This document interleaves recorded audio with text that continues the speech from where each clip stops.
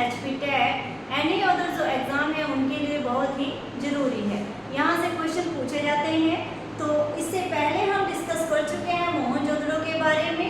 आज हम करेंगे चुनहंदड़ो के बारे में। चुनहंदड़ो जो है कहाँ पर स्थित है? तो वर्तमान चुनहंदड़ो जो है पाकिस्तान में है। पाकिस्तान। और नदी किस नदी के किनारे है? तो सिंधु नदी के किनारे यह स्थित है। इसकी खोज, चुनहंदड़ो की खोज किसके द्वारा की गई थी? गोपाल मंजूमदार। गोपाल मंजूमदार के द्वारा इसकी खोज की गई थी। अब बात आती है जब चुनहंदड़ो में खुदाई की गई थी, फाइंडिंग की गई थी, तो यहाँ पर क्या क्या मिला था? सबसे पहले हमें पता होना चाहिए जो चुनहंदड़ो था एकमात्र ऐसा नगर था जो दुर्ग रहित था। एकमात्र ऐसा नगर जिसमें दुर्ग नहीं थे। दुर्ग मतलब कोई भी दुर्ग या किला या फोर्ट यहाँ पर नहीं था। पूछा जाता है कौन सा ऐसा नगर था जिसमें दुर्ग नहीं था? तो हमारे पास आंसर रहेगा चुनहंदड़ो। चुनहंदड़ो एक ऐसा नगर है जहाँ पर दुर्ग नहीं थे। नेक्स्ट बात आती है चुनहंदड़ो को कहा गया है इंडस्ट्रियल एरिया। तो औद्योगिक नगर। औद्योगिक नगर। औद्योगिक नगर किसे कहा गया है? चुनहंदड़ो को कहा गया है।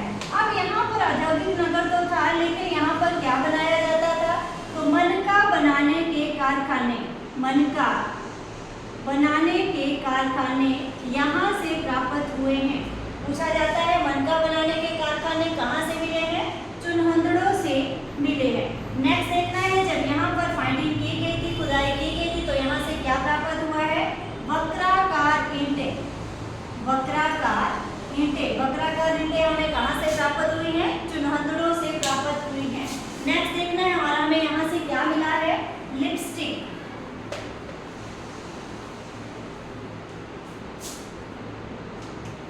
लिपस्टिक, फिर शीशा और कुत्ते व बिल्लियों के निशान। कुत्ते व बिल्लियों के निशान। कुत्ते व बिल्लियों के पंजों के निशान भी हमें कहाँ से मिले हैं? चुनहंदड़ो से मिले हैं। ये तो हमारे पास था हड़प्पा सभ्यता के प्रमुख स्थल जो कहाँ थे? पाकिस्तान में थे। अब हम बात करेंगे कि भारत में हड़प्पा सभ्यता के स्थल जो हैं कौन कौन से हैं और कहाँ कहाँ हैं। जिसमें फर्स्ट ऑफ ऑल हम बात करते हैं लोथल के बारे में, फिर कालीबंगा, फिर बाद में धौलावीरा। ओके, तो अब हम देखेंगे भारत में हड़प्पा सभ्यता के स्थल। तो इसमें फर्स्ट आता है हमारे पास लोथल। तो लोथल जो है वर्तमान में कहाँ पर है? किस नदी के किनारे है? तो लोथल जो है गुजरात, अहमदाबाद और है कहाँ? किस रिवर के किनारे है? नदी है हमारे पास भोगवा। भोगवा रिवर के किनारे जो है लोथल हमारा स्थित है। क्वेश्चन पूछा गया था कि हड़प्पा सभ्यता की सबसे बड़ी बंदरगाह कौन थी? हड़प्पा सभ्यता की सबसे प्रसिद्ध बंदरगाह। ठीक है, प्रसिद्ध बंदरगाह क्या थी? लोथल। इसे ही क्या कहा गया है? बंदरगाह को ही कहा जाता है डाकयार्ड और गोदीवाड़ा। इसे ही क्या कहा जाता है? डाकवाड़ भी और गोदीवाड़ा भी। डाकयार्ड व गोदीवाड़ा ये दोनों जो नेम है ये बंदरगाह के ही है। नेक्स्ट हम देखेंगे कि यहाँ पर क्या मिला है? लोथल में हमें क्या क्या प्राप्त हुआ है?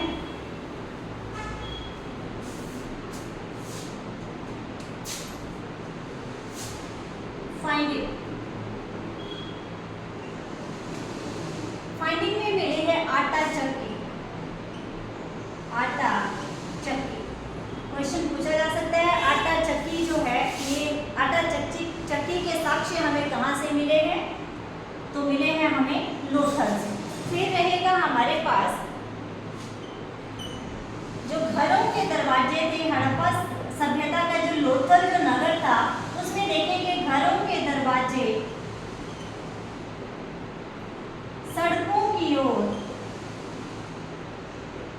खुला करते थे।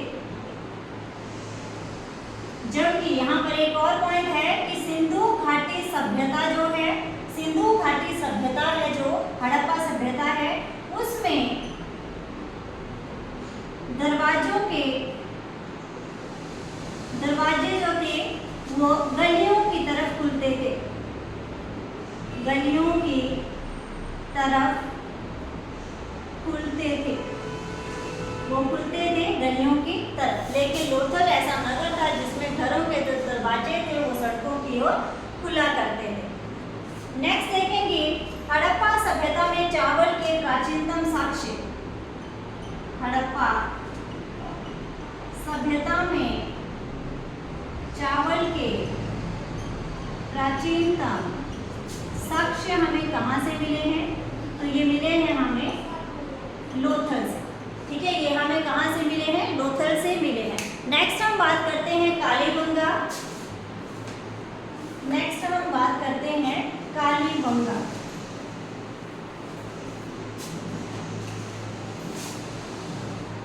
कालीबंगा, कालीबंगा का मीनिंग सबसे पहले, कालीबंगा का अर्थ है काले रंग की चूड़ियां। इसका क्या अर्थ है? काले रंग की चूड़ियां। ये है कहाँ पर, कहाँ स्थित है? तो ये जो कालीबंगा है राजस्थान और नदी, किस नदी के किनारे है? घग्गर नदी के किनारे यह स्थित है कालीबंगा। अब फाइंडिंग की बात करें कि जब यहाँ पर फाइंडिंग की गई थी, खुदाई की गई थी, तो यहाँ पर हमें क्या क्या प्राप्त हुआ है? फर्स्ट ऑफ ऑल हम बात करते हैं जुते हुए खेत, जुते हुए खेत के साक्ष्य। जुते हुए खेत के साक्ष्य हमें कहाँ से मिले हैं? कालीबंगा से मिले हैं। लेकिन जुते हुए खेत तो मिले, लेकिन एक साथ कितने फसलों की बुआई वहां पर की जाती थी?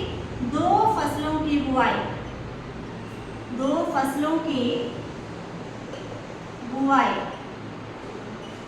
2 फसलों की बुआई के साक्ष्य हमें वहां से मिले हैं। नेक्स्ट वहां से हमें मिला है अलंकृत ईंटें। अलंकृत ईंटें, ये भी हमें कहां से मिली? अलंकृत ईंटें हमें मिली हैं कालीबंगा से। अब कालीबंगा को क्या कहा गया है? दीनहीन बस्ती। कालीबंगा को क्या कहा गया है? दीनहीन बस्ती। क्वेश्चन पूछा जाता है दीनहीन बस्ती किस जगह को कहा जाता है? कालीबंगा को कहा जाता है। क्यों कहा जाता है यहाँ पर? क्योंकि यहाँ पर जो घर थे, अधिकतर जो घर थे, अधिकतर घर कच्चे थे। अधिकतर जो घर थे वो कैसे थे? कच्चे थे। और उन घरों में जल निकास व्यवस्था का अभाव था। ठीक है, अधिकतर जो घर थे कच्चे थे, जल निकास व्यवस्था का अभाव था। इसी कारण इस बस्ती को कहा गया है दीनहीन बस्ती। कालीबंगा को कहा गया है दीनहीन बस्ती। नेक्स्ट यहाँ पर क्या मिलता है? भूकंप के साक्ष्य। भूकंप के साक्ष्य भी हमें कहाँ से मिलते हैं? कालीबंगा से ही मिलते हैं। तो ये था हमारे पास कालीबंगा के बारे में। नेक्स्ट हम बात करते हैं धौलावीरा। भारत में जो हमारे पास नेक्स्ट हमारे पास जो स्थान रहता है, स्थल रहता है धौलावीरा। धौलावीरा, धौलावीरा का क्या अर्थ है? तो इसका अर्थ है सफेद कुआं। धौलावीरा का अर्थ है सफेद कुआं। अब ये है कहाँ? तो धौलावीरा का स्थान देखेंगे गुजरात और नदी मासर व मानहर, मासर व मानहर नदियों के किनारे स्थित है हमारे पास धौलावीरा। और पूछा जाता है कौन सा ऐसा नगर था सिंधु घाटी सभ्यता का जिसके 3 भाग थे, और सभी जो नगर थे 2 भागों में बंटे थे, लेकिन धौलावीरा एकमात्र ऐसा नगर था जो 3 भागों में बंटा हुआ था। तो धौलावीरा के 3 भाग थे। धौलावीरा के 3 भाग थे। नेक्स्ट देखेंगे कि यहाँ पर क्या प्राप्त हुआ हमें, सूचना पट। यहाँ से हमें क्या मिला है, सूचना पट यहाँ से हमें मिला है। तो ये था हमारे पास हड़प्पा सभ्यता के प्रमुख स्थल, तो जो हमने अभी डिस्कस कर लिए हैं। तो आज के लिए सिर्फ इतना ही।